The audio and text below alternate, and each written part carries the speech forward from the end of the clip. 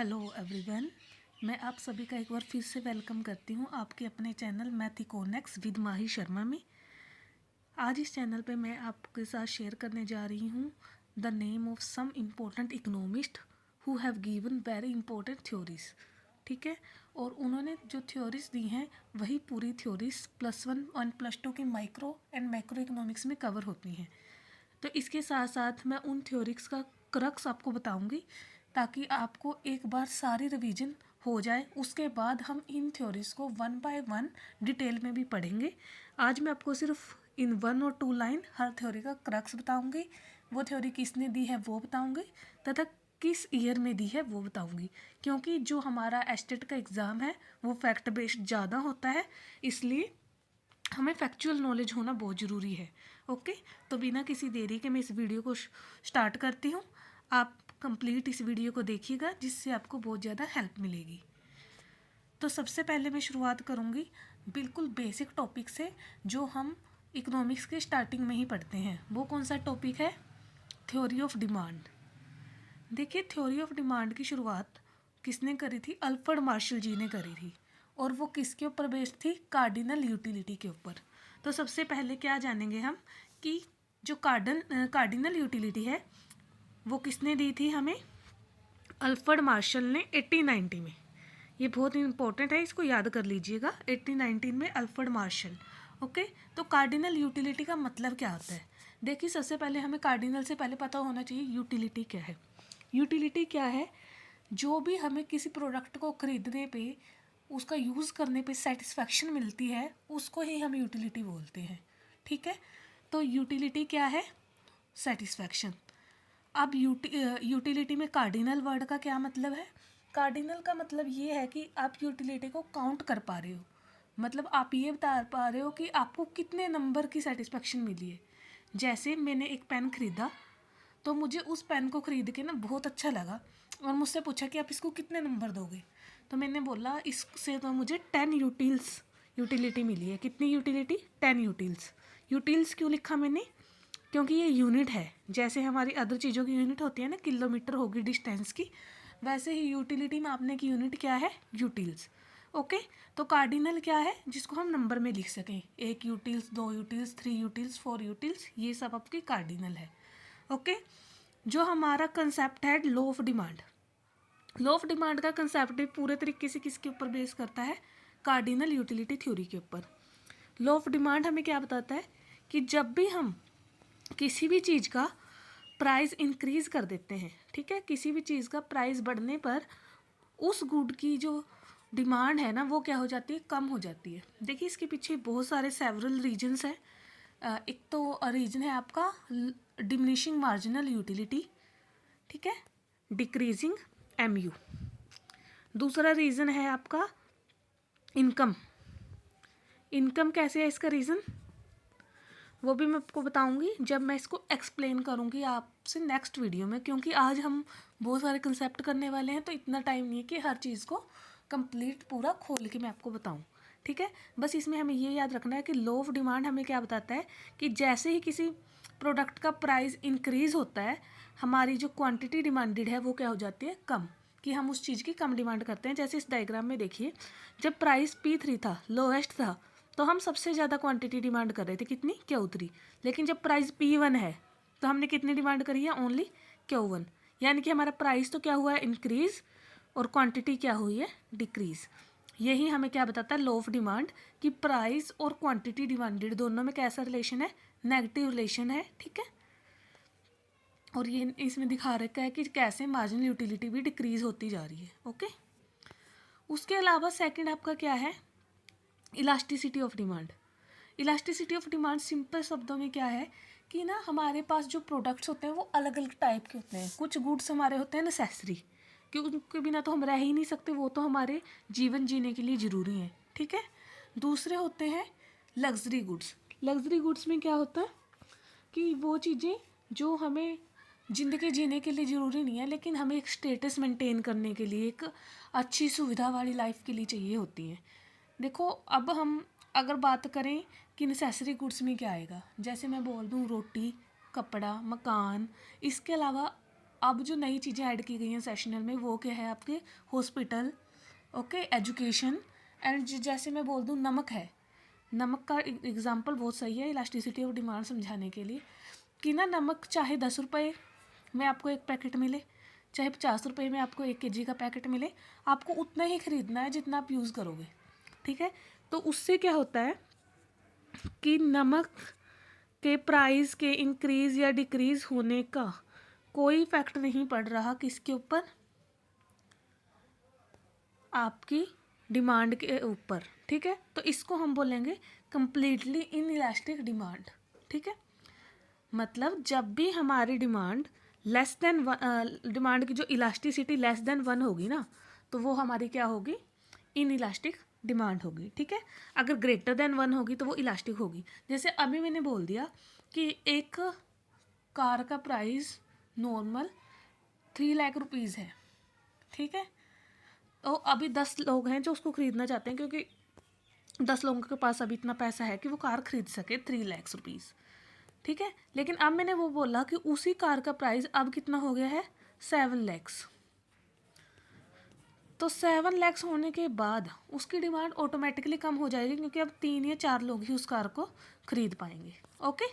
तो ये होता है हमारा इलास्टिसिटी ऑफ डिमांड, कि जो चीज़ ज़रूरी नहीं होती हम उसकी कंजप्शन को क्या कर देते हैं, आगे के लिए टाल देते हैं, जिससे क्या हो जाता है उस चीज़ की प्राइस बढ़ने पर डिमांड क्या हो जाती है, कम हो जाती है। और जितना ज़्यादा इफेक्ट उतनी ज़्यादा ही उसकी इलास्टिसिटी। उसके बाद आती है आपकी थ्योरी ऑफ ऑर्डिनल यूटिलिटी।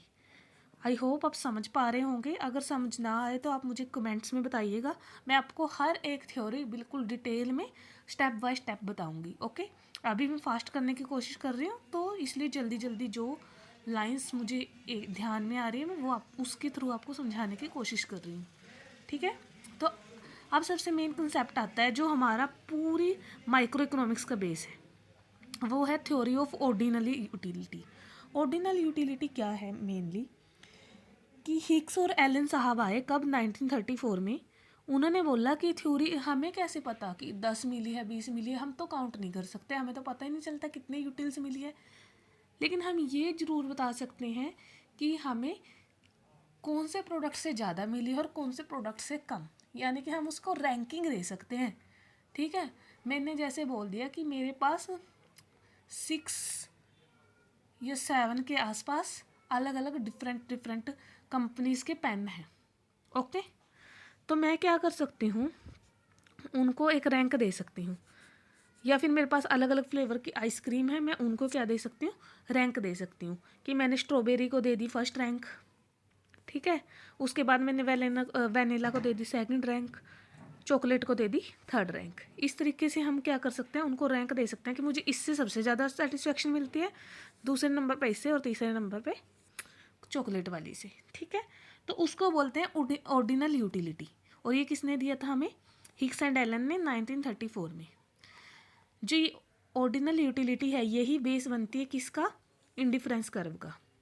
क्योंकि इंडिफरेंस कर्व में क्या होता है, इंडिफरेंस कर्व के हर पॉइंट पे हमें इक्वल लेवल ऑफ सेटिस्फेक्शन मिलता है, यानी कि हमारी यूटिलिटी जो क्या होती है, सेम रहती है। मान लो मैंने वाई गुड की इतनी क्वांटिटी ली, एक्स की इतनी, ये 5 है ये 4 है, तब भी मुझे सेम यूटिलिटी मिल रही है। अगर मैंने वाई की क्वांटिटी कम कर दी और एक्स की बढ़ जाएगी, तो भी मुझे क्या मिल रही है, सेम यूटिलिटी मिल रही है, ठीक है। ये क्वांटिटी है, ये मैं वो नहीं लिख रही, कभी आप सोचो कि यूटिलिटी सेम नहीं है, ये मैंने क्वांटिटी लिखी है, ओके। तो हमारा आईसी कर्व हमें क्या बताता है, इंडिफरेंस कर्व, कि हमें जो यूटिलिटी मिली है वो सेम रहती है हर पॉइंट ऑफ इंडिफरेंस कर्व पर, ओके। देन उसके बाद क्या है, law of supply. Law of supply भी क्या है, ये प्रोड्यूसर की साइड बताता है। देखो कंज्यूमर साइड में कंज्यूमर क्या करना चाहता है, maximize the utility, consumer wants maximum utility, ठीक है। और प्रोड्यूसर क्या चाहता है, मैक्सिमम प्रॉफिट। अब अगर उसको प्रॉफिट मैक्सिमम करने हैं तो वो किससे होंगे, कि जब उसकी कॉस्ट कम आएगी, है ना, खर्चा जितना कम होगा उतने ही तो हमें प्रॉफिट मिलेंगे। तो वो मिनिमाइज़ करना चाहता है कॉस्ट को और मैक्सिमाइज करना चाहता है प्रॉफिट को, ओके। तो ये जो थ्योरी है, थ्योरी ऑफ सप्लाई, ये हमें बताती है cost of factor of production function. ठीक है, जैसे हमारे लेबर की कॉस्ट है, लेबर की कॉस्ट अगर ज़्यादा होगी तो क्या होगा, प्राइस बढ़ेगा प्रोडक्ट का भी। प्रोडक्ट का प्राइस बढ़ेगा तब तो कंज्यूमर ये सोचेगा कि, देखो मैं इसमें थोड़ा सा आपको एक्सप्लेन करती हूँ कि सप्लाई कर में एक साइड हम प्राइस लेते हैं, दूसरी साइड हम क्वांटिटी लेते हैं, और ये पॉजिटिव रिलेशन होता है। ये आपको क्या बताता है कि जैसे ही आपका प्राइस बढ़ेगा प्रोड्यूसर ज़्यादा सेल करना चाहेगा। ठीक है, प्राइस कम होगा तो वो सेल नहीं करना चाहेगा, वो बोलेगा कि मैं तो इसको घर पे यूज़ करके ज़्यादा खुश हूँ। इसका ना एग्जांपल बिल्कुल लोकल देती हूँ मैं। आपने देखा होगा कि गांव में लोग दूध बेचते हैं। ठीक है, अगर उनको दूध का प्राइस हाई मिल रहा है तब तो वो उसको बेचते हैं। अगर प्राइस कम मिलता है ना, तब वो क्या बोलते हैं कि नहीं इसका तो हम और ही यूज़ कर लेंगे, हम क्या करेंगे इसकी घी बना लेंगे, दही बना लेंगे, इस तरीके से प्रोडक्ट बना लेंगे इसके, हम घर पे ही हम इसको सेल नहीं करेंगे। इसी तरीके से प्रोड्यूसर भी यही सोचता है कि अगर मुझे प्राइस अच्छा मिल रहा है तो मैं सेल करूँगा, अगर प्राइस कम मिल रहा है तो मैं सेल नहीं करूँगा। मतलब क्या हो रहा है, प्राइस इंक्रीज सप्लाई इंक्रीज, यानी कि इन दोनों में कैसा रिलेशन है, पॉजिटिव रिलेशन है। ओके, देन उसके बाद है आपका इलास्टिसिटी ऑफ सप्लाई। वो भी सेम है कि कुछ चीज़ें ऐसी होती हैं जो जल्दी ख़राब हो जाती हैं, जैसे वेजिटेबल्स। तो वेजिटेबल्स को ज़्यादा टाइम तक स्टोर नहीं कर सकते, तो उनको कम प्राइस पे भी बेचना पड़ता है ताकि नुकसान ना हो। ठीक है, लेकिन कुछ चीज़ें ऐसी होती हैं जो स्टोर की जा सकती हैं, तब सप्लायर क्या करता है, उन सब प्रोडक्ट्स को जमा करके रखता है, और जब उसे लगता है कि प्राइस इंक्रीज़ हो गया तब उसको बेचता है। यानी कि प्राइस का इफ़ेक्ट कम किस पे पड़ रहा है, जो गुड्स ख़त्म होने वाले हैं, जो ख़राब होने वाले हैं, और जो गुड्स ख़राब नहीं होते, मतलब ड्यूरेबल गुड्स हैं। ड्यूरेबल गुड्स में क्या होता है, इलास्टिसिटी ऑफ सप्लाई ज़्यादा हो, हाँ elasticity of supply durable goods में ज़्यादा होगी, और जो ये ड्यूरेबल गुड्स नहीं है, नॉन ड्यूरेबल में जैसे वेजिटेबल, उनमें कम होगी। तो ये था हमारा theory of demand and supply. Then उसके बाद आता है आपका theory of consumer behaviour. Consumer behaviour की थ्योरीज में क्या क्या है, डिमिनिशिंग मार्जिनल यूटिलिटी। इसमें तो बिल्कुल नॉर्मल है कि जैसे ही हम किसी प्रोडक्ट का ज़्यादा यूज़ करते हैं तो उससे मिलने वाली यूटिलिटी सेटिस्फेक्शन कम हो जाती है। इसमें मैं एग्जांपल देती हूँ आपको पिज्ज़ा का। पिज्ज़ा में क्या है, आपने एक खाया, आपको सेटिस्फेक्शन मिली, मान लो आपको 10 यूटिल्स सेटिस्फेक्शन मिली। अब देखो आपका पेट भर चुका है थोड़ा सा, तो अब आपको दूसरा पिज्ज़ा मिलेगा ना, आपको उससे उतनी ज़्यादा सेटिस्फेक्शन नहीं मिलेगी जितनी पहले वाली से मिली है। ठीक है, फिर आपने एक और खा लिया, तब आपको और भी कम सेटिस्फेक्शन मिलेगी। एक टाइम ऐसा आएगा कि आपको सेटिस्फेक्शन की बजाय उस चीज़ से मन ही भर जाएगा। आप बोलते हो ना मेरा तो मन भर गया, ठीक है, तो उसी तरीके से आपका मन भर जाएगा, और आप अब उस चीज़ को खाओगे ना, वो आपको अच्छा फील करवाने की बजाय बुरा फील करवाना शुरू कर देगी, मतलब नेगेटिव यूटिलिटी देना शुरू कर देगी। ठीक है, वही होता है law of diminishing marginal utility, कि हर एडिशनल यूनिट के साथ जब भी आप एक यूनिट ऐड करते हो ना, आपको पहले के मुकाबले कम यूटिलिटी मिलती है। मान लो आपने जब एक क्वांटिटी खरीदी थी पिज्जे की, एक पिज्ज़ा खरीदा था तब आपको 10 मिली थी, जब आप 2 खरीदोगे तब आपको कितनी मिलेगी, 7। ठीक है, ये 8 लगा लो, आपको 8 यूटिल्स मिली, तो कितने की कमी आई, 2 की। ऐसे ही आपने तीसरा खरीदा तो अब आपको 5 मिलेगी, यानी कि अब कितने की कमी आई, 3। कि जैसे ही जो आपकी मार्जिनल यूटिलिटी है ना, वो क्या होती जा रही है, कम होती जा रही है पहले के मुकाबले। पहले 10 मिली, फिर 5 मिली, कितना डिफरेंस है। ठीक है, इक्वी मार्जिनल यूटिलिटी क्या बताता है कि आपकी जो यूटिलिटी है वो सेम रहती है हर प्रोडक्ट में। ये मतलब सेम रहती नहीं है, ये बस कंसेप्ट है लॉ ऑफ डिमांड को समझाने के लिए। इसमें क्या बोलते हैं कि जहाँ हमारी यूटिलिटी मार्जिनल यूटिलिटी है वो इक्वल होगी किसके, प्राइस के, वहीं पर हम उस प्रोडक्ट को ख़रीदना बंद कर देते हैं। ठीक है, ये मैं आपको डिटेल में बाद में बताऊंगी। उसके बाद बजट लाइन है। बजट लाइन किसने दी, हिक्स ने दी थी 1939 में। ओके, और ये थोड़ा सा याद कर लेना, यूटिलिटी का जो कंसेप्ट है मार्जिनल डिमिनिशिंग मार्जिनल यूटिलिटी का, ये किसने दिया था, गोसेन ने 1854 में। Okay, then next theory of production and cost. देखो प्रोडक्शन एंड कॉस्ट की थ्योरीज भी अलग अलग ने दी हैं। सबसे पहले जो फैक्टर ऑफ प्रोडक्शन है, फैक्टर ऑफ प्रोडक्शन कौन होते हैं? Labour and capital.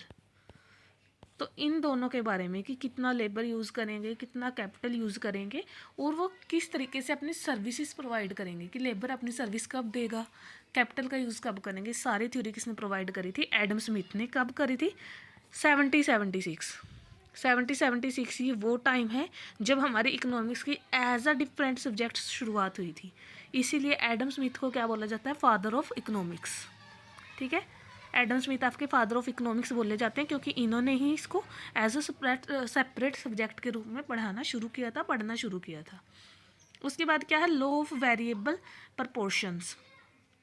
Law of variable proportion किसने दी है? मार्शल ने। इसमें क्या होता है कि कितना लेबर हम हायर करेंगे कितने वेज रेट पे। लो वेरिएबल प्रोपोर्शन हमें यही बताता है। ठीक है, उसके बाद क्या है? Returns to scale. Returns to scale किसने दिया था? अच्छा, एक चीज़ और है, मार्शल की जो भी थ्योरीज है ना, cardinal utility, ordinal utility, variable proportion, सब 1890 में आई हैं। तो आपको डेट याद रखना काफ़ी आसान हो जाएगा। ओके, उसके बाद देखना आपके पास है returns to scale. Returns to scale क्या होता है कि जब भी हम कोई भी इंडस्ट्री या कुछ भी ऐसी चीज़ लगाते हैं ना जिसमें हमारे पास आसपास चीज़ें सारी अवेलेबल होती हैं, तब हमें बहुत फ़ायदा मिलता है।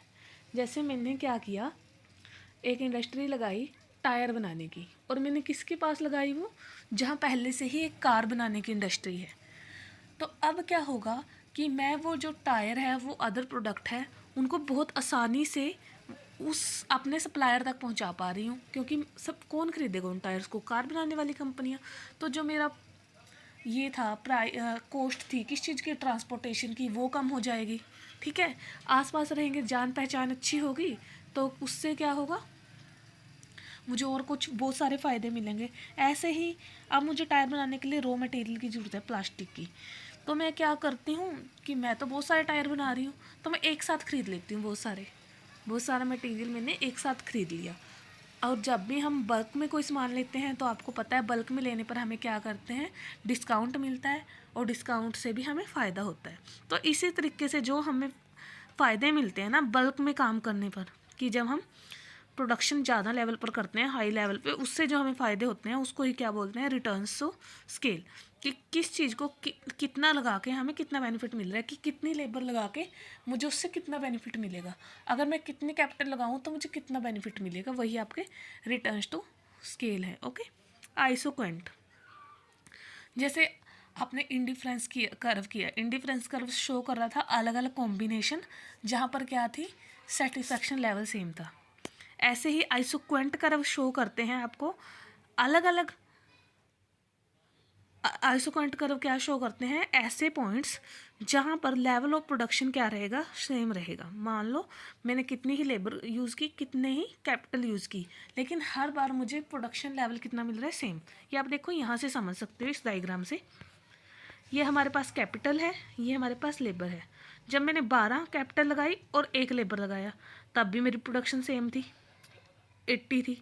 ठीक है, जब मैंने लेबर कम करके 5 कर दिए, सॉरी कैपिटल 5 कर दिए और लेबर 3 कर दिए, तब भी मेरी प्रोडक्शन कितनी हुई है? 80। तो ये क्या दिखाती है? लेबर और कैपिटल के वो कॉम्बिनेशन जिनको यूज़ करने पर हमें क्या मिले? सेम लेवल ऑफ प्रोडक्शन मिले।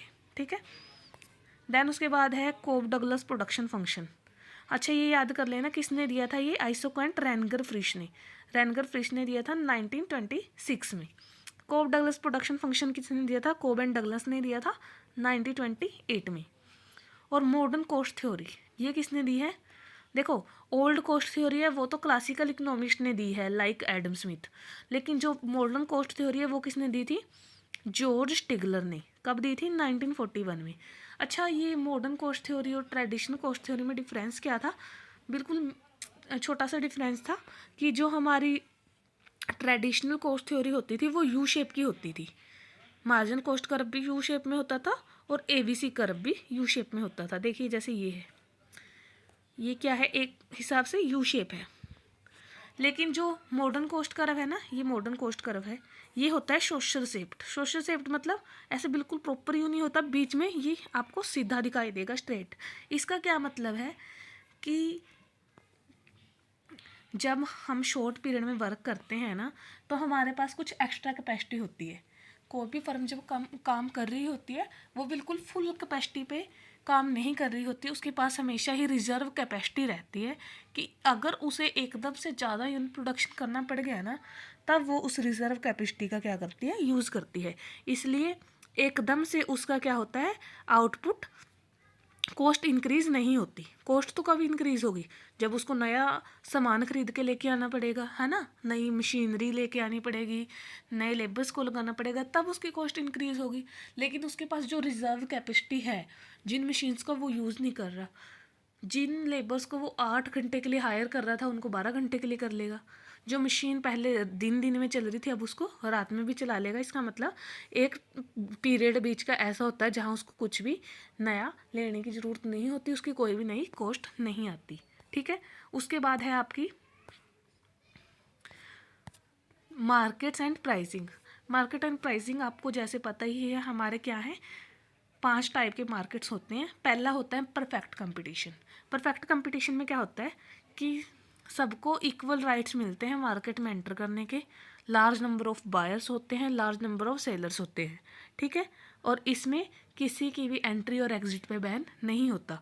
और जो मेन चीज़ होती है इसमें कि जो फर्म है वो क्या होती है, price taker. Firm price decide नहीं करती, बल्कि मार्केट फोर्स के आधार पे जो प्राइस डिसाइड होता है ना, वो उसी को मानती है। दूसरा होता है मोनोपोली। मोनोपोली बिल्कुल ही इसका अपोजिट है। मोनोपोली में सिर्फ एक सिंगल प्रोड्यूसर होता है। मोनोपोली में क्या होता है, सिंगल प्रोड्यूसर, कोई इसकी कंपटीशन में होता ही नहीं है। ठीक है। तो ये क्या है, मोनोपोली है। इसमें क्या होता है, एक सिंगल प्रोड्यूसर होता है, यही प्राइस को डिसाइड करता है। और सबसे मेन चीज़, अगर हम अलग से बोलें इसमें क्या होता है, तो इसमें प्राइस डिस्क्रिमिनेशन मिलती है। क्योंकि एक ही इंसान बना रहा है, तो जिसको वो पसंद करता है उसको ज़्यादा दे देगा, जिसको नहीं करता उसको महंगी दे देगा, जिसको पसंद करता है उसको सस्ती दे देगा। वैसे ऐसा होता नहीं है, इसके भी लेवल होते हैं प्राइस डिस्क्रिमिनेशन के, first level, second level, third level. ये हम बाद में डिटेल में करेंगे। ओके। तीसरा क्या है, मोनोपोलिस्टिक कंपटीशन। अच्छा, मोनोपोली का ये किसने दिया था, पीगू ने दिया था 1920 में। किसने, पीगू ने 1920 में। और परफेक्ट कंपटीशन मार्शल ने 1890 में। ठीक है।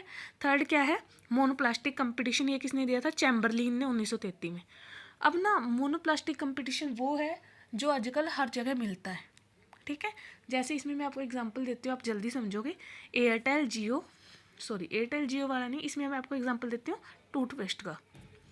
टूथपेस्ट में आपने कितने सारे ब्रांड सुने हैं, मुझे तो 4-5 याद है, बाकी याद कर लेना। कोलगेट सुना है, क्लोजअप सुना है ना। उसके अलावा आपने कौन सा सुना है, पेप्सोडेंट सुना है, और भी बहुत सारे हैं, अलग अलग टूथपेस्ट कंपनियां हैं।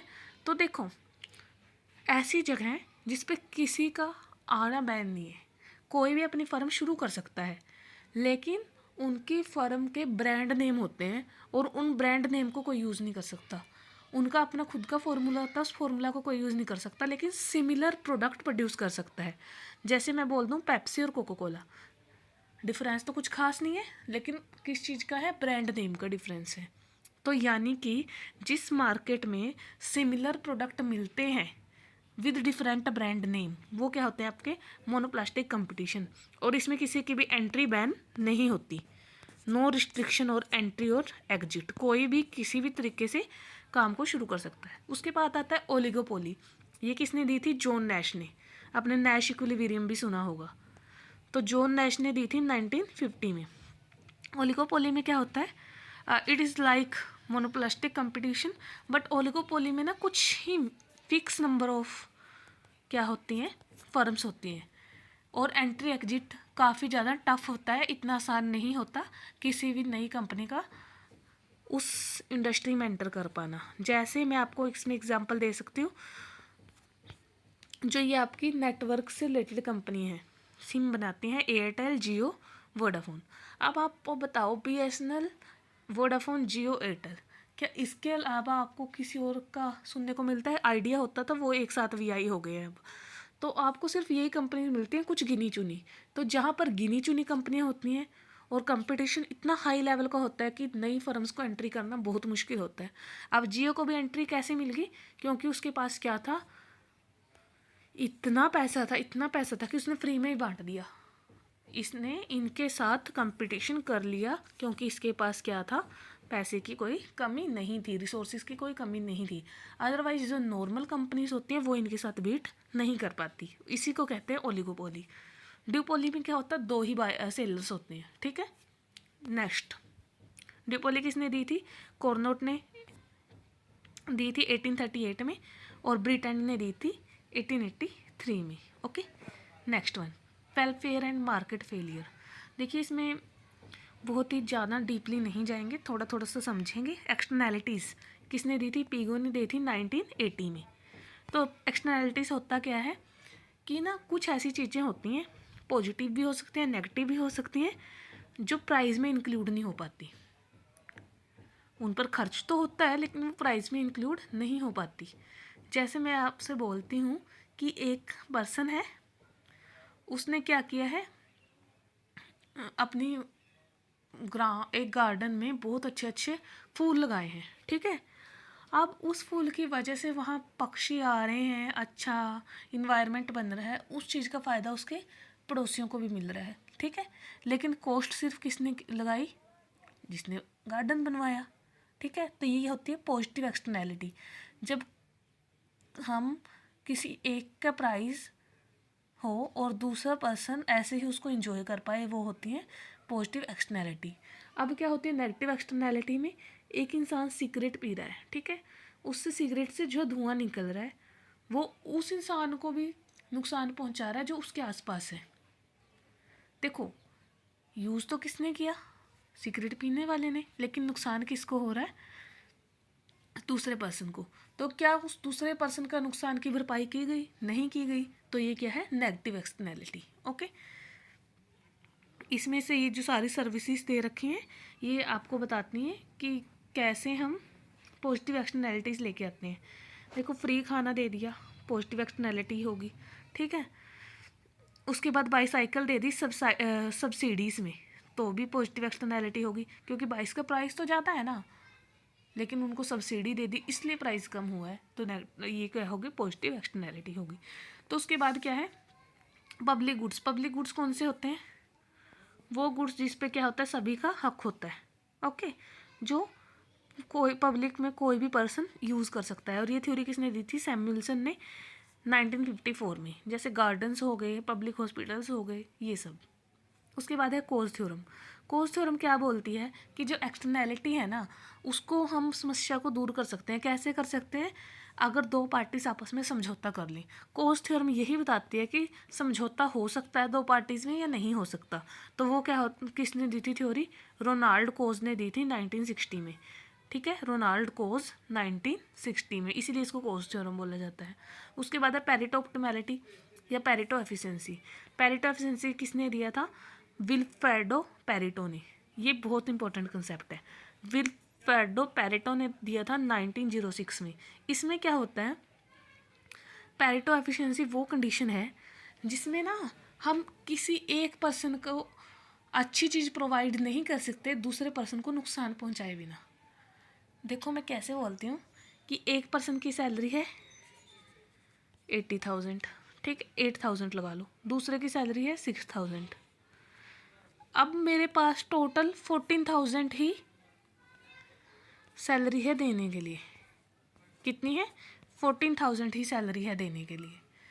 तो इससे होगा क्या कि अगर मैं किसी एक की बढ़ाना चाह रही हूँ 6,000 वाले की, तो मुझे 8 वाले की कम करनी पड़ेगी। यानी कि हम एक ऐसी कंडीशन में हैं, एक का हमने बेटर करने के लिए दूसरे का वर्स करना पड़ रहा है, ठीक है। तो इस कंडीशन को हम पेरेटो ऑप्टिमैलिटी बोलते हैं। मतलब हमने अच्छे से रिसोर्सेज को यूज़ किया है, अब इसमें कोई भी इम्प्रूवमेंट का चांस नहीं है। लेकिन अगर मैं ये बोलूँ कि 14,000 है मेरे पास देने के लिए, लेकिन मैंने एक को 7,000 में हायर किया है, एक को किस में 7,000 में हायर किया है और दूसरे को किस में किया है? 6,000 में हायर किया है, ओके। अब मैं क्या बोल रही हूँ कि ये पर्सन 8 घंटे काम करता है, ये भी 8 घंटे काम करता है। आप इसको 6,500 लगा के चलो, ठीक है। मैंने क्या दिया? 6,500 रुपये एक को दे रही हूँ, दूसरे को भी 6,500 यानी कि 6,500 दे रही हूँ। इससे मैं 8 घंटे काम ले रही हूँ, ठीक है, इससे भी मैं 8 घंटे काम ले रही हूँ। अब मैंने बोला कि जो 12 घंटे काम कर देगा ना मैं उसको 8,000 दे दूँगी। क्या बोला? 12 घंटे काम करने वाले को मैं 8,000 दे दूँगी।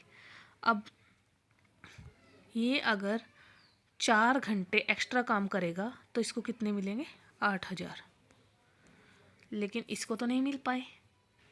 लेकिन इसमें क्या करेगा कंडीशन में? वो ये बोलेगा कि मुझे काम करने दे, मुझे कितने रुपए एक्स्ट्रा मिल रहे हैं? 1,500। मैं 1,500 में से ना 500 तुम्हें दे दूँगा ऐसे ही, यानी कि उसको 8,000 मिल गए, उसको 7,000। तो दोनों का ही क्या हो गया?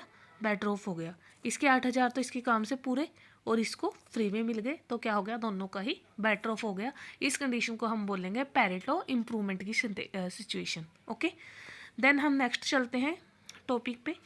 हमारा है नेशनल इनकम, जो भी कि बहुत ज़्यादा इंपॉर्टेंट कंसेप्ट है मैक्रो इकोनॉमिक्स का for the point of view of HTET.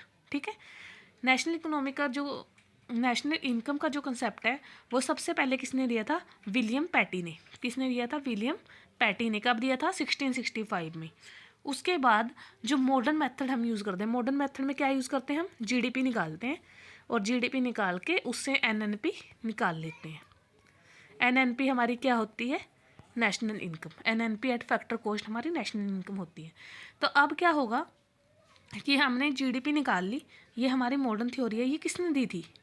ऐसे फाइंड करने का मॉडर्न तरीका किसने दिया था? साइमन कुजनेट ने। साइमन कुजनेट कब दिया था? 1934 में। ये अच्छे से याद कर लेना, इसमें से क्वेश्चन बनते हैं। ओके, उसके बाद थर्ड क्या है? Circular flow of income. आपने सुना होगा ना कि जो लेबर है उसको क्या मिलती हैं? वेज मिलती हैं, है ना, एक दूसरे के साथ, कि प्रोड्यूसर लेबर को वेज दे देता है, लेबर प्रोड्यूसर से प्रोडक्ट खरीद लेता है, इसलिए वो एक दूसरे से क्या करते हैं? सर्कुलर फ्लो करते हैं। ये लेबर है, ये प्रोड्यूसर है, इसने इसको क्या दिया? पैसे दिए, किसकी फॉर्म में? रेंट की फॉर्म में, और इसने इसको मनी दी किसकी फॉर्म में? गुड्स परचेज करने के लिए। ठीक है, दोनों एक दूसरे को देते हैं, सर्कुलर फ्लो ऑफ इनकम चलता रहता है। तो ये किसने दिया था हमें? रिचर्ड स्टोन ने 1954 में। अब एक चीज़ और ध्यान देने की है कि रिचर्ड स्टोन ने ही ना, देखो मॉडर्न मेथड तो जो हम यूज़ करते हैं जीडीपी निकालने का, वो तो हमने किसने दिया है? साइमन कुजनेट ने। लेकिन जो हम हमारी बुक्स में पढ़ते हैं ना 3 मेथड, कौन कौन से 3? Production method, income method, expenditure method. ये तीनों ही मेथड किसने दिए थे? ये भी रिचर्ड स्टोन ने ही दिए थे। किसने दिए थे? रिचर्ड स्टोन ने। और इसके लिए इसको नोबेल प्राइज़ भी मिला था। क्या मिला था? Nobel prize. ठीक है, ये चीज़ याद रखना है, लास्ट टाइम क्वेश्चन में आया था हमारे स्टेट के एग्ज़ाम में। ओके, देन नेक्स्ट चलते हैं क्लासिकल इकोनॉमिक्स। क्लासिकल इकोनॉमिक्स में क्या है? 2 मेन थ्योरीज हैं। एक तो सेज लॉ है, सेज लॉ ऑफ सप्लाई बोल लो। ठीक है, इसको ये कब दिया था? जेबी से ने दिया था 1803 में। 1803 में। तो ये जेबी से लॉ क्या बोलता था कि supply creates its own demand. Supply अपनी डिमांड खुद क्रिएट कर लेती है। ठीक है, इसका मतलब कभी भी ओवर प्रोडक्शन नहीं होती। कहाँ पर? इकोनॉमी में। ये बोलता था। हालांकि बाद में जब केन्ज आए तो उन्होंने इस थ्योरी को गलत प्रूव कर दिया, लेकिन तब तक हमारा यही मानना था कभी भी इकोनॉमी में ओवर प्रोडक्शन नहीं पाई जाती। ओके, दूसरा क्या है? Quantity theory of money. Quantity theory of money किसने दी थी? इरविंग फिशर ने 1911 में।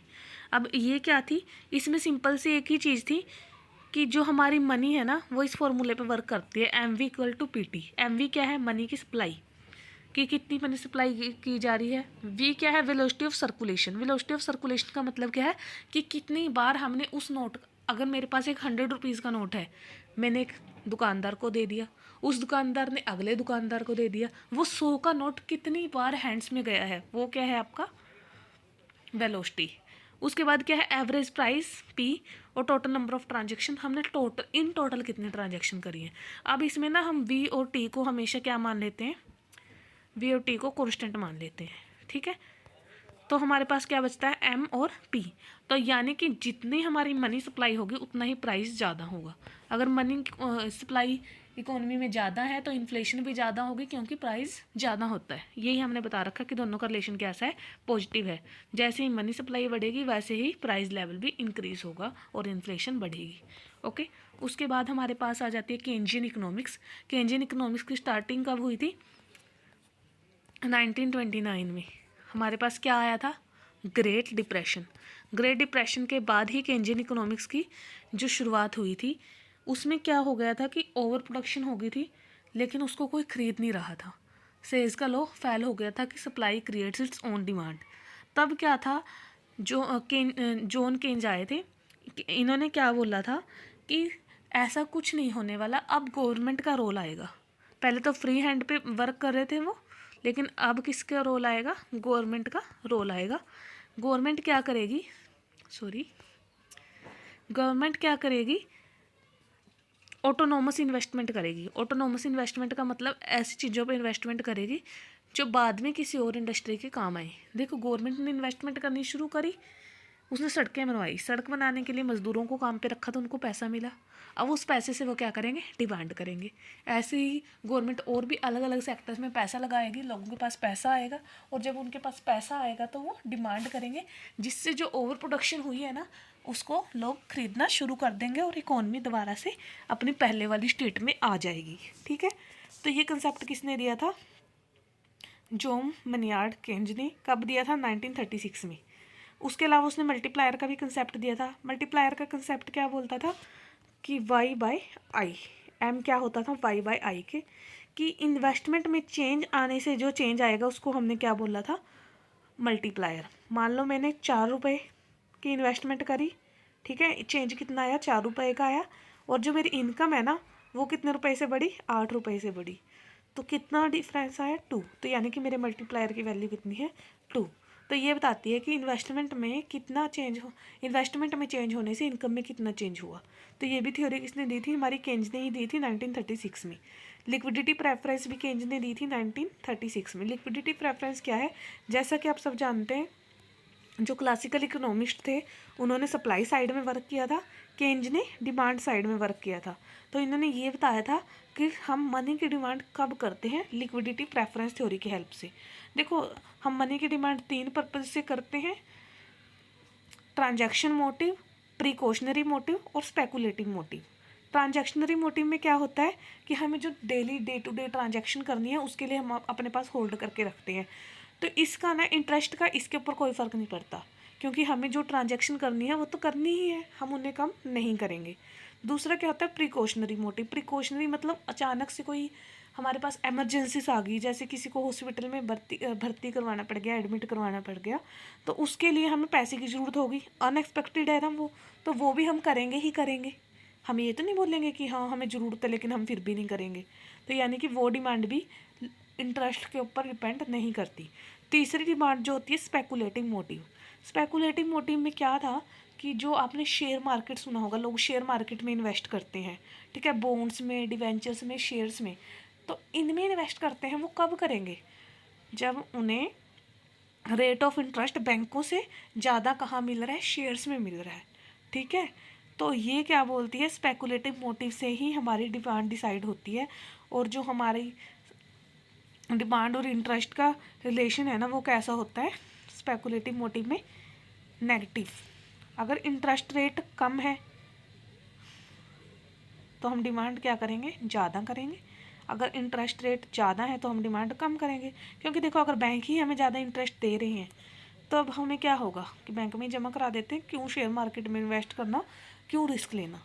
लेकिन अगर हमें शेयर से ज़्यादा बेनिफिट मिल रहा है किसके मुकाबले? इंटरेस्ट के मुकाबले, तो हम यहाँ से निकाल लेंगे और शेयर मार्केट में इन्वेस्ट करेंगे। और जब हम यहाँ से निकालेंगे तो क्या होगी? मार्केट में लिक्विडिटी इंक्रीज़ होगी, मनी की सप्लाई इंक्रीज़ होगी। क्योंकि मनी की सप्लाई डिक्रीज़ तो तभी होगी ना जब हम उसे कहाँ लगा रहे हैं? बैंकों में जमा करा रहे हैं, क्योंकि बैंकों में जमा कराई हुई ही हमें फ़ायदा देती है। लेकिन शेयर मार्केट में ये फिक्स नहीं होता हमें कब तक रखना है, हम कभी भी बेच सकते हैं, तो लिक्विडिटी बनी रहती है। ठीक है, उसके बाद आते हैं हम अपनी नेक्स्ट थ्योरीज पे। टाइम बहुत ज़्यादा हो गया तो मैं आपको जल्दी जल्दी कराती हूँ। हमारे पास थी हाइपोथेसिस। हाइपोथेसिस कौन सी? कंजप्शन फंक्शन से रिलेटेड है। ठीक है, तो देखो हमारे पास क्या है, कंजप्शन फंक्शन से में एक केंज की और ऐड कर लो। केंज ने कब दी थी? 1936 में ही दी थी। ठीक है, इन्होंने तो क्या बोला था कि कंजप्शन है जो डिपेंड करती है इनकम पे। ठीक है, कंजप्शन किस पे डिपेंड करती है? इनकम पे, लेकिन वो प्रोपोर्शन प्रोपोर्शनल नहीं होती, ठीक है। ये नहीं होता कि हर बार 10% ऑफ इनकम ही हम कंज्यूम करेंगे। पहले इनिशियल पीरियड में हमारी कंजप्शन ज़्यादा होती है, ठीक है, मतलब इनकम का ज़्यादा परसेंटेज हम कंज्यूम करते हैं, लेकिन जैसे जैसे हमारी इनकम बढ़ती जाती है हम कंजप्शन करना इनकम के मुकाबले कम कर देते हैं। मान लो मेरी इनकम पहले थी 100 रुपीज़, ठीक है, तो मैं कितना कंज्यूम कर रही थी 50 रुपीज़, यानी कि मैं इनकम का 50% इस्तेमाल कर ले रही थी। अब मेरे इनकम होगी 1000, लेकिन मेरा खर्चा कितना हुआ 400 रुपीज़, तो अब यानी कि मैं इनकम का कितने परसेंट यूज़ कर रही हूँ, बोलो 4/10, ठीक है। तो मैं इनकम का 4/10 ही यूज़ कर रही हूँ, तो 40% मैं कितना यूज़ कर रही हूँ, इनकम का यूज़ कर रही हूँ। किस चीज़ के लिए, अपने कंजप्शन के लिए, यानी कि पहले 50% था अब 40% है। मतलब जैसे जैसे इनकम बढ़ती है हमारी कंजप्शन है ना वो कम होती जाती है, वो प्रोपोर्शनली इंक्रीज़ नहीं होती। दूसरी हमारी कंजप्शन की थ्योरी क्या बोलती है, रिलेटिव इनकम हाइपोथेसिस। ये किसने दी थी, ड्यूजनबरी ने दी थी 1949 में। ये बहुत इंटरेस्टिंग है। इसमें ड्यूजनबरी क्या बोलता है कि देखिए हम जब कोई भी इनकम यूज़ करने लगते हैं, मान लो मेरे पास 1000 रुपये है और मैं 400 रुपये यूज़ कर रही हूँ, ठीक है। अब क्या होगा, जब भी मेरे पास, छोड़ो इसको इरेज ही कर देती हूँ, ठीक है। मैं पहले क्या कर रही थी, 1000 रुपये में से 400 यूज़ कर रही थी। अगर मेरी इनकम बढ़ेगी, मान लो मेरी हो गई 2000, तो मैंने 2000 में से मैंने 700 यूज़ करना शुरू कर दिया, ठीक है। लेकिन अब अगर मेरी इनकम कम भी होगी ना, दोबारा से 2000 से 700 पे आ गई, तब भी मैं 2000 से 1000 दोबारा होगी, तब भी मैं 700 रुपये यूज़ करूँगी। मैं अपनी कंजप्शन कम नहीं करूँगी। और कंजप्शन कम ना करने का कारण क्या है, डेमोन्स्ट्रेशन, कि अब हमारे स्टैंडर्ड वो हो गए हैं कि हम उन स्टैंडर्ड को गिरा नहीं सकते, ठीक है। जैसे हम एक अच्छे टाइप का खाना खाना शुरू कर दिया, अब हम उसकी आदत हो गई है, वो हमारे स्टैंडर्ड में आ गए, हम सोसाइटी में उस चीज़ को मान के अपने आप को प्राउड फील करते हैं, तो अब हम उसको गिरा नहीं सकते। ये ड्यूजनबरी ने बोला था, क्या बोला था, डेमोन्स्ट्रेशन इफेक्ट के कारण हमारी जो कंजप्शन है इनकम बढ़ने से तो बढ़ती है, लेकिन इनकम के कम होने से कम नहीं होती, वो स्टेबल रहेगी, ओके। उसके बाद क्या है आपका life cycle hypothesis. Life cycle hypothesis किसने दिया था, मोदी गिलानी ने 1954 में। ये क्या बोलते हैं कि एक इंसान को पता है कि उसका कब पैदा होगा और कब उसकी मौत होगी, तो वो क्या करता है, इस तरीके से उन्होंने दिया था कुछ, ये दिया था उन्होंने, है ना, कि जब इंसान पैदा होता है तब क्या करता है, वो 18 साल तक 14 साल तक कुछ कमाता नहीं है, तो ये इतना खर्च करता है, ठीक है। उसके बाद वो इतना कमा लेता है कि वो पहले वाला खर्चे को पूरा कर देता है और बुढ़ापे के लिए भी तैयार कर लेता है। यानी कि उसको पता है कि उसकी 60 साल की ज़िंदगी है, तो उसके कितना खर्च करना है वो उसके अकॉर्डिंग खर्च करता है। लेकिन ये बिल्कुल भी थ्योरी सेटिस्फाई नहीं करती। उसके बाद है परमानेंट इनकम हाइपोथेसिस। हाँ, ये एक हद तक सेटिस्फैक्शन देती है। ये किसने दी थी, फ्राइडमैन ने 1957 में। ये क्या बोलते हैं कि जो हमारी कंजप्शन होती है वो परमानेंट इनकम पे डिपेंड करती है, टेम्परेरी पे नहीं। जैसे मेरी लॉटरी लग गई 5000 की, ठीक है, और मैं वैसे क्या करती हूँ, सैलरी है मेरी 20,000, तो मैं जो अपनी कंजप्शन है ना वो अपनी सैलरी के अकॉर्डिंग डिसाइड करूँगी। जो टेम्परेरी इनकम आई है ना ये 5000, इसके अकॉर्डिंग नहीं। क्यों, क्योंकि ये तो अब की बार मिली है, मुझे अगली बार तो नहीं मिलेगी, लेकिन मैं तो अपनी कंजप्शन देख के चलूँगी ना कि मुझे कितनी करनी है। तो ये परमानेंट इनकम हाइपोथेसिस यही कहता है कि कंजप्शन किसके ऊपर डिपेंड करती है, परमानेंट इनकम के ऊपर डिपेंड करती है, ओके। फ्रीडमैन ने 1957 में दी थी। उसके बाद आता है money and banking. Money and banking में सबसे मेन जो है याद रखने का ISLM मॉडल है। ये किसने दिया था, हिक्स ने 1937 में। उसके अलावा क्या है, क्रेडिट क्रिएशन जो बैंक करते हैं, ये किसने बताया था, ग्राम और स्मिथ ने 1930 में। उसके बाद मोनेटरिज्म, ये किसने दी थी, मिल्टन फ्रीडमैन ने 1956 में, ठीक है। मैं अभी इनको ज़्यादा एक्सप्लेन नहीं कर रही क्योंकि इसमें बहुत ज़्यादा टाइम कंज्यूम होगा। इन कंसेप्ट को ना मैं आपको 1 बाय 1 शॉर्ट रील्स में 5 to 10 मिनट्स की रील हुआ करेगी, उनमें एक्सप्लेन किया करूँगी, ठीक है। देन उसके बाद नेक्स्ट चलते हैं, इन्फ्लेशन एंड अनएम्प्लॉयमेंट। इनमें से सबसे ज़रूरी यही है, फिलिप्स कर्व। फिलिप्स कर्व किसने दिया था? 1958 में दिया था A.W. फिलिप्स ने। इसमें क्या बोला था कि जो अनएम्प्लॉयमेंट है और इन्फ्लेशन है उनका हमें क्या दिखाया था? इन्फ्लेशन का और अनएम्प्लॉयमेंट का रिलेशन दिखाया था इन्होंने। ओके, फिलिप्स कर्व में। नेचुरल रेट किसने दिया था? ऑगमेंटेड फ्रीडमैन ने 1968 में। इन्होंने क्या बोला था? सिंपल सा जो फिलिप्स कर्व है ना, जो फिलिप्स कर्व था उसी को इन्होंने थोड़ा लॉन्ग रन में डिसाइड किया था। फिलिप्स कर्व शॉर्ट रन का था, और अगर फिलिप्स कर्व को शॉर्ट रन का माने तो जो नेचुरल रेट था ये भी फिलिप्स कर्व ही था, लेकिन ये किसका था? लॉन्ग रन का फिलिप्स कर्व था। इसमें एक टाइम के बाद जो लाइन है ना वो स्टेट हो जाती है कि हमारी अनएम्प्लॉयमेंट तो कम नहीं होती, सिर्फ इन्फ्लेशन बढ़ती है। ठीक है, अदरवाइज तो हम जैसे जैसे बोलते हैं ना कि इन्फ्लेशन अगर बढ़ेगी तो क्या होगा? अनएम्प्लॉयमेंट कम होगी। तो थोड़ा ऐसा हम लेके चलते हैं। उसके बाद क्या आता है आपके पास? स्टैगफ्लेशन। स्टैगफ्लेशन कौन की कंडीशन किसने बताई थी? फिलिप्स ने 1967 में। इसमें क्या होता है कि अनएम्प्लॉयमेंट भी बढ़ रही है। वैसे तो देखो हम ऐसे बता रहे हैं, नेगेटिव रिलेशन है ना फिलिप्स कर्व में, लेकिन ये क्या बोलते हैं कि एक टाइम ऐसा होता है आपकी दोनों ही चीज़ें बढ़ती हैं। अनएम्प्लॉयमेंट भी क्या होती है? इंक्रीज़ होती है, और इन्फ्लेशन भी इंक्रीज़ होती है। तो उस कंडीशन को स्टैगफ्लेशन बोलते हैं। ठीक है, देन उसके बाद next international trade. International trade में मैं आपको बहुत ज़्यादा डीप में नहीं बता रही, थोड़ा थोड़ा बता रही हूँ। सबसे पहले एब्सोल्यूट एडवांटेज थ्योरी दी थी एडम स्मिथ ने 1776 में। तो ये ना बताते हैं कि इंटरनेशनल ट्रेड अच्छी क्यों है। इन्होंने बोला एडम स्मिथ ने कि जिसके पास जो चीज़ ज़्यादा है ना वो उसका प्रोडक्शन कर लेती है, दूसरा बंदा उसका प्रोडक्शन नहीं कर पाता, इसलिए वो एक दूसरे को दे देते हैं। ठीक है, जैसे मैं बोलूँ कि हमारे इंडिया में तो खैर हर चीज़ मिल जाती है, फिर भी अगर मैं ऑयल की बात करूँ तो इंडिया में ऑयल बहुत कम होता है। इंडिया में क्या है? ऑयल बहुत कम है, लेकिन इंडिया में राइस बहुत होते हैं। ठीक है, तो इंडिया क्या करेगा? अब ऑयल उसके पास नहीं है तो उसको इंपोर्ट ही करना पड़ेगा, तो उसको इंपोर्ट करेगा, और जो राइस के पास ज़्यादा है उसको क्या करेगा? एक्सपोर्ट करेगा। तो दोनों को फ़ायदा होगा। ये है एब्सोल्यूट एडवांटेज।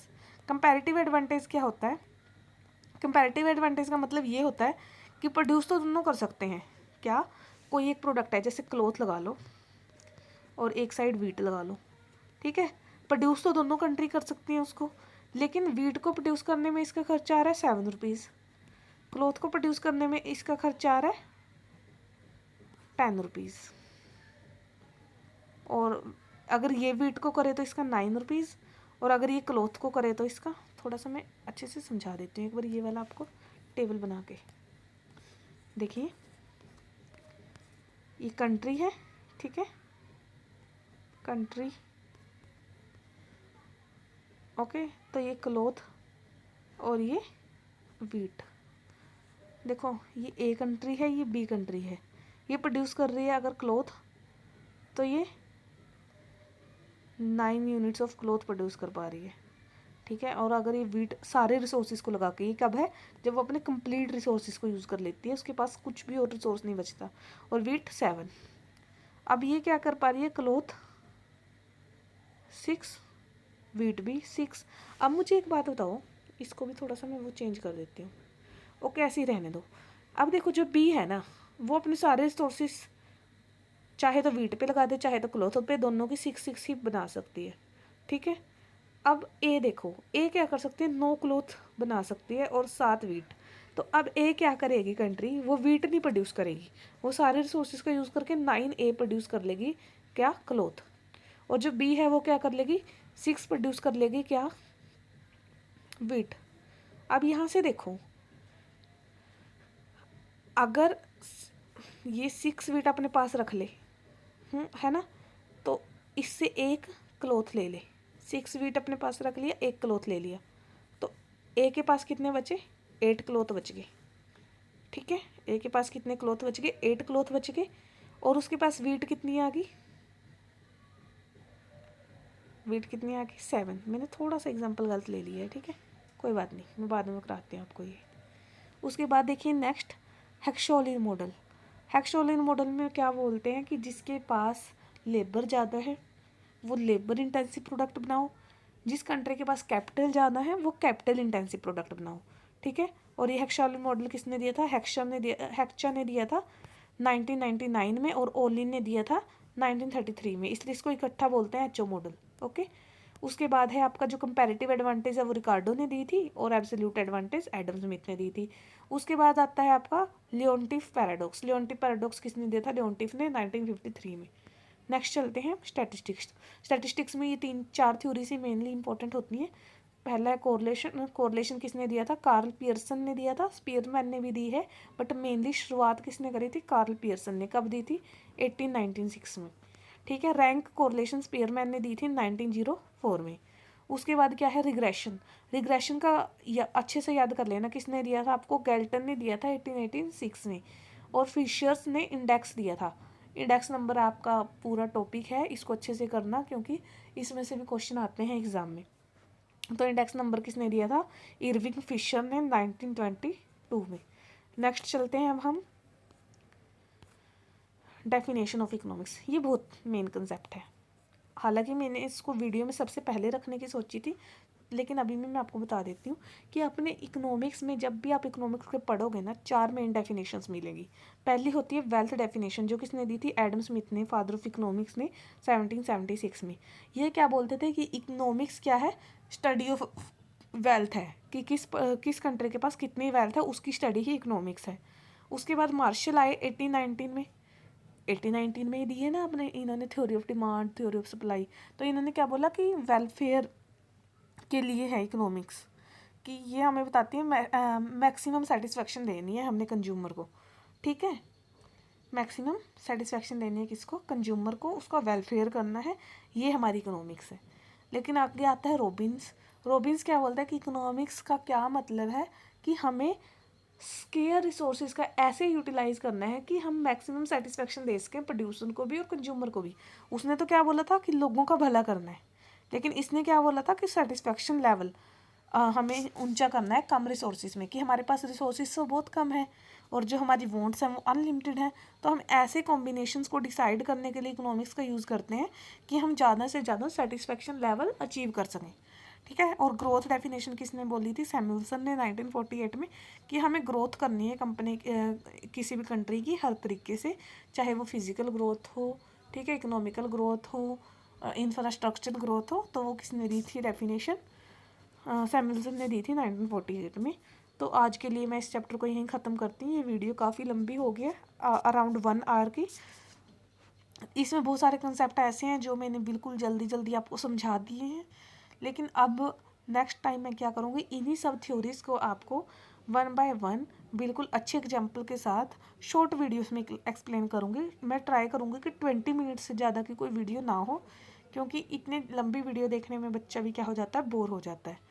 तो थैंक यू मुझसे जुड़ने के लिए। आपको ये PDF मैं अपने टेलीग्राम ग्रुप मैथिकोनेक्स में प्रोवाइड कर दूँगी, आप वो ग्रुप ज्वाइन कर लीजिए। जो भी PDF होगा मैं हमेशा उस ग्रुप में डालती रहूँगी। ओके, तब तक के लिए thank you. Have a nice day.